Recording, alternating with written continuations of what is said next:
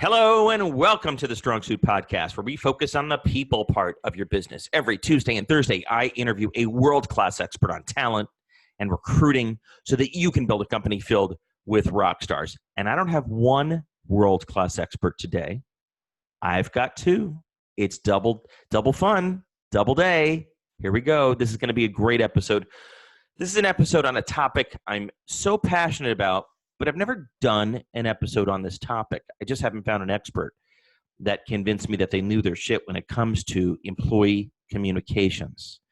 And even though these two Minnesotans won't use the word shit, I'm sure, they know their stuff when it comes to employee communications. And let me just set the stage here. If you don't think employee communications are important, you're fooling yourself, because if you're not talking to your people and you're not engaging your people, they are talking without you in the room. They're talking at the water cooler. They're talking on chat. They're talking at the bar. And it ain't good. It ain't pretty. Because when there's a vacuum of information, they're going to be left to make up their own information. And it ain't good. And so I sought out some experts. And like I said, I found two, not one. Jennifer Rock and Michael Voss. Now, these two have not only written and published two books, which I don't know how they did that, but more importantly, or equally importantly, they built the employee communications function at Best Buy during Best Buy's heyday. So now think back for a minute, if you're older than 20. Before Best Buy was Amazon, Best Buy was Best Buy. And there was a phase of years when they were there, let's call it the 2000s into 2015, when Best Buy was just killing it. And I'm convinced that they were killing it, and you'll probably remember this if you were in the store, because of their blue shirts. The blue shirts were the nickname for the sales staff, repair staff, et cetera, the folks you deal with in the store. And to a person, they were amazing. Not only was their recruiting amazing, which we should do on another episode, but their communications, their training, their level of engagement. You know, we are at record low employee engagement. 85% of your employees will talk to me as a headhunter right now because they're miserable. Only 15% are engaged. And these Best Buy blue shirts were engaged. They loved it. They would salivate selling you a hard drive. And so I wanted to talk to Jennifer and Michael to understand what we need to put in place and how to make this actionable. And so they agreed to do that. So Jennifer and Michael, welcome to the show. Thanks for having us. We are thrilled to be here. It's awesome to have you. So for the next 20 minutes, we're going to talk about this topic, employee engagement, employee communications. If you had to think back to that time when you led and built the employee communications function at Best Buy, what's the biggest takeaway, the biggest headline of what made it work? It was more than just home electronics was kind of booming, and it had to be more than just that. What about the employee communications made those blue shirts as amazing as they were at the time? I think, Jeff, what I would say is that we had the freedom to build a communications program that not only reflected the best part of the company's culture, but also helped amplify it. And with Best Buy, of course, you're selling electronics, you're selling fun. It was a fun culture, it was a fun place to work. So we were allowed and encouraged to make our communications to the employees fun. And we always had an informal mantra around that. And we said, anything we put out there to the employees in the stores that they look at, whether it's a video or a newsletter that they read or something that they read online as we started to transition to internal social media, should have the employee thinking, I work for a cool company. Yeah. And cool, not necessarily sexiest technology. Cool meaning what? What, Jennifer, what is that? What did you think that meant? Sure. So we were fortunate for those years, the 2000s, as you said, that we had a Rockstar CEO. Yeah, you did. He actually came from the stores. He was a part-time holiday help employee as a kid, basically, and worked his way up to CEO. And we worked directly with him very much on the communication strategy for the company. And I mean, we had 165,000 employees across the world at the height. And that's a lot of people to inform and inspire. And you really need an authentic, enthusiastic leader who can take the reins of communication and say, this is a great place to work. or I wouldn't have stayed here for, 30 years building this great company. So I'd say, cool in the sense of this is a place you want to hang out. This is a place you want to spend your career. This is a place that isn't just a part-time fun job when you're going to college, but a place that you can actually learn and be educated and grow and have an actual adult career here.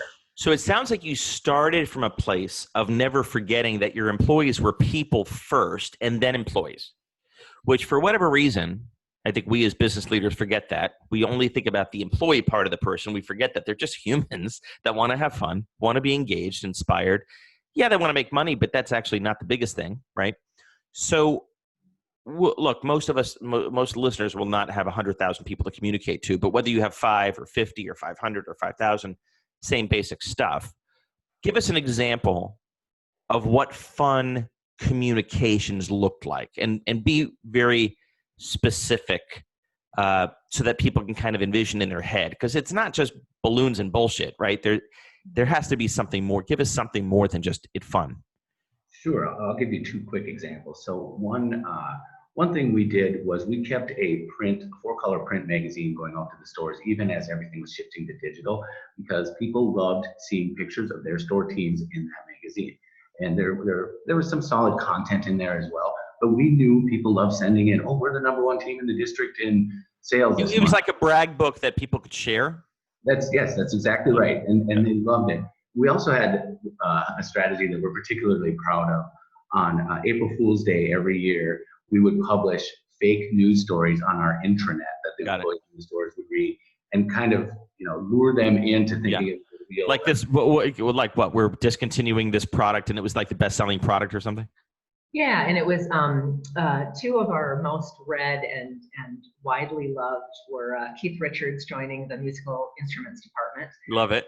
As a side gig. Love it. And also that, the Telzon guns that people use in the stores that employees use to scan products. We put a taser feature on I love it. unruly workers or unruly customers, and that's edgy, and that's and employees absolutely ate that up and loved it. And we were corporate, but we were in on the joke, and that really was a feeling, again, that culture, that feeling like, yeah, we may be in our ivory tower back in Minneapolis, but we know what you guys are going through out there in the field. So the first screen was always, how do we make this fun?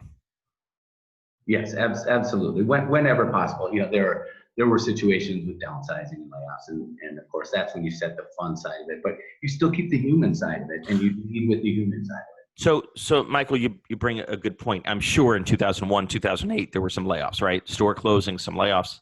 Absolutely. Well, look, every business, every growth company is not a straight line, and nor was Best Buy and anyone else that's listening.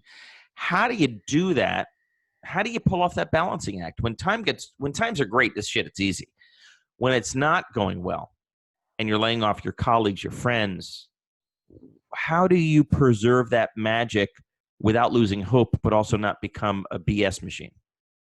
Yeah, I think we were very fortunate in the tone from the top is a very common phrase you hear nowadays. And the tone from the top of that company, because there were leaders that had spent their careers there, they obviously did not enjoy those negative experiences when we had to let people go. And they always ensured that the HR team and the communications team were doing everything we could to put people first, even in a situation where we might have to let people go. What is that experience going to be like for the person who's notified?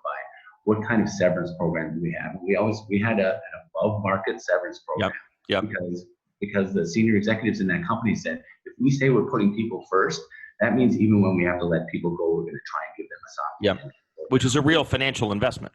Absolutely. And so we were fortunate in that senior leadership on down set that tone and said, we're not just going to give lip service to the idea that our people make us great. We're going to build that into every aspect of every program. And if I could just add on to that, I think in tough times or in good times, it's about authenticity.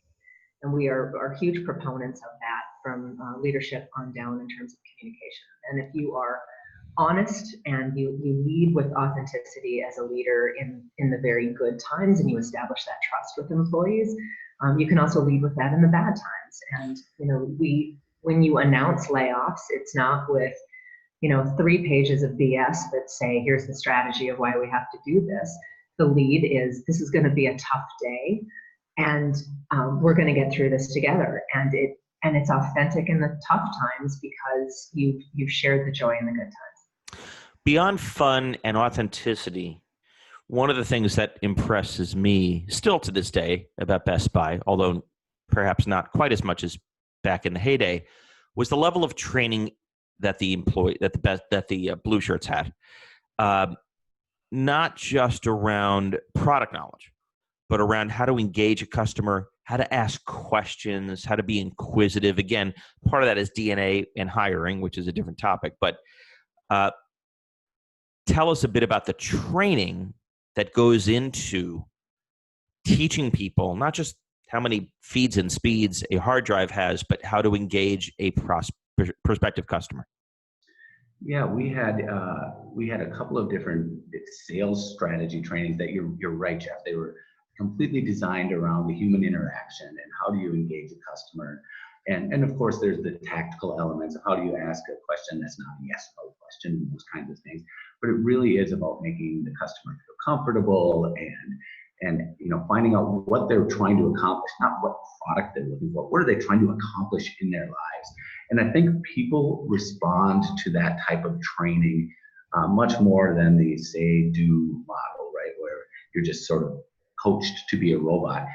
We wanted people to be themselves because we knew they took these jobs because they loved the stuff. They loved the music or the movies or whatever it was that these machines brought to life, essentially. And so the theory there is really allow them to be themselves, allow them to share their passion about these things in a way that made the customers feel comfortable and feel like they came to the right place to get those experiences as well. So Jennifer, what does that look like in terms of training a sales rep, the Blue Shirts, to ask the right questions, to be inquisitive? Like you can't just tell them, okay, be inquisitive, right? What does that look like in terms of training? How do I train my 4 sales reps to do that? Yeah, I think, as Mike said, it's these are just good block and tackle communication skills that you are training your employees to have. And it's, taking cues from the customer when they walk in. It's, if they have 4 children in tow, it's asking, taking a cue from that, taking the right questions to say, is the tablet you're looking for something that the kids are going to use? Do you need, are you here with your elderly parent because they need a phone with bigger buttons? And it's being incredibly observant. It's looking at body language. It's detecting folks who need maybe a little extra hand holding, who aren't comfortable with the technology. It's meeting the customer where they are. You don't talk to grandma like you talk to a 12-year-old kid about video games. Yes, and what you just said is exactly, that is the key of communication, whether you're talking to a customer or you're talking to 160,000 employees. It's meet them where they are. And sometimes that's very literal, of walking up to them in the music department and saying, what are you interested in? Did you just take up the guitar? And sometimes that's a very figurative moment of figuring out psychologically, mentally, where they are with technology, and are they getting this laptop because it's required for work, or because they're a gamer and they absolutely need the power because they're passionate about this. So before you start selling, or what I call show up and throw up, which is what 99% of sales reps do in every industry, stop and ask some questions. Now you got to hire people who are naturally inquisitive and curious anyway, right? That, because you can't train this stuff if they're not. But then you need to engage them and train them on the different categories of prospective customers. That we have 7 types or 3 types, whatever, who's going to walk in the store. Don't assume anything. You've got to ask these questions. Now let's flip it upside down. As the 2 of you built the employee communications function, I assume that part of that also included upward communications from the employees. Right? I see you nodding. So how do you had 100,000 people, even if you only have 100, how do you engage them and get information to funnel up? Because with the sales reps hear the first most important stuff. The CEO is always the last to hear it, right? They know what the trends are, what customers are asking for, and if you don't get that, it's such a shame. Can you help me understand that? Sure. So, it starts with the same philosophy that you brought up with customers in terms of meeting them where they are. In terms of listening to customer or employees and getting that feedback, prior to the advent of some of the digital tools, there were a lot of store visits, a lot of focus groups with store employees to really understand what's going on with them. The advent of the digital social media tools made that much easier, and we had a couple of applications on our intranet that allowed employees to start conversations with one another. We called it the water cooler. We had auto techs, for example, that would install all the technology in the cars. They had their own group of conversations where they would share tips and tricks with one another. The corporate could monitor that and see what was going on in the install bays. We also had a news site that is, much like any news site that you would go to today, that had a comments feature enabled. And that was phenomenal because people would say, wait a minute, I don't understand what you're rolling out here, or I don't understand why we're doing this. And that was just a great way to keep our thumbs on the pulse of what was going on. So you used online medium more than asking the 100,000 blue shirts what's going on, because you could monitor that centrally and faster in real time, or am I getting that right? Or that's correct. And again, with 150,000 employees and a distributed workforce across time zones and countries, online was our go-to medium. If you have 5 employees or 100 employees, we will always recommend face-to-face communication first. I mean, that's how you build trust. That's how you get the context of a question. You look somebody in the eyes and create the honesty. And we did that with agenda-free town halls that our CEO would do once a quarter. And what was the format of that? Because you got 150,000 people across the world. How did you do that? Yeah, that was a crazy huge webcast. We satellite broadcast to China and the other countries where our employees were. Sometimes that meant doing our town hall at 10 o'clock at night here in Minneapolis. Yeah, but you did only one, right? And it was quarterly. He spoke, and then did you elicit questions, or it was really one-way communication? Yeah, it was very all-way communication. We solicited questions ahead of time. So if you couldn't tap into the town hall live, we recorded it. We did a transcript. It was all very open of, here's exactly what was said, and here it is in writing. You could answer or you could ask questions live on the webcast. And really, when I say an agenda-free town hall, this was not our CEO downloading information one way to employees. You might do 90 seconds of an intro, and then it was 75 minutes of open Q&A. And it was no holds barred. We, again, established that truth, that authenticity, and that trust. And so he would answer anything. And it got heated sometimes. Yep. It got real, it got tough. And again, it was the place that employees could engage with the top of the company. I think that's still very rare. And the harder things are getting, the more you got to do that and communicate. The worse the quarter was, the worse the month was, the more people you had to lay off. The temptation of a business leader is to hunker down and hide in their office. You need to overdo it. Let's talk briefly about the book, Operation Clusterpuck. I love it. If you were from New York, it would have a different title. But it's a great book. Can you just give us 30 seconds about it, and don't spoil the ending for people, please?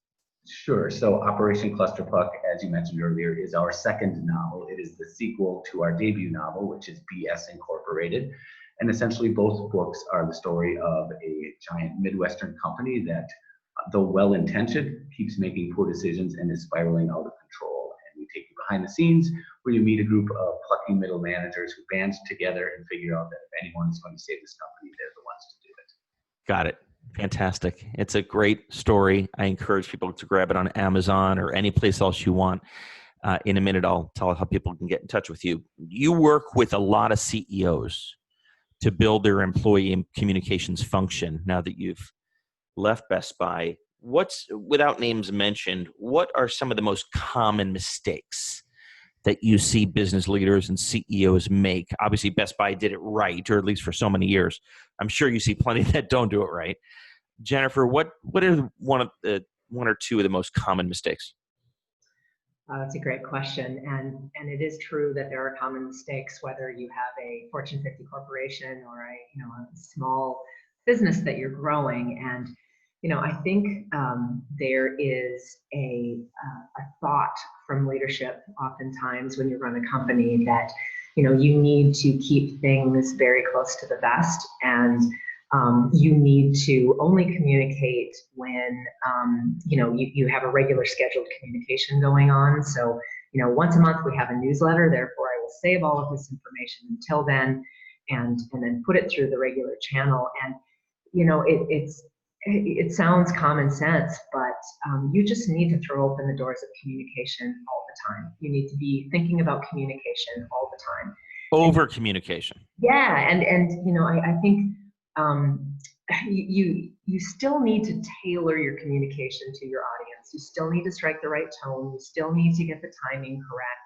We worked with a company, a very big company here locally, who communicated a full year in advance that they were going to do a reorg and layoffs. Yep. Without any details, wow. and I applaud the transparency idea, but now you've frightened a lot of employees. Yep. It was a half-baked idea. It was a half-baked idea. And again, I applaud the transparency, but again, let's not throw good communication planning out the window. Mm-hmm. So let's communicate at the right time when you have good information, but also leave some channels open. If you are a business leader, go hang out in the break room, during coffee break with employees and tap at their brains and ask for ideas. Again, I think the common mistake we see is that leaders rely so much on their formal communication channels that they forget just to be human and have conversations with the people around them. I love it.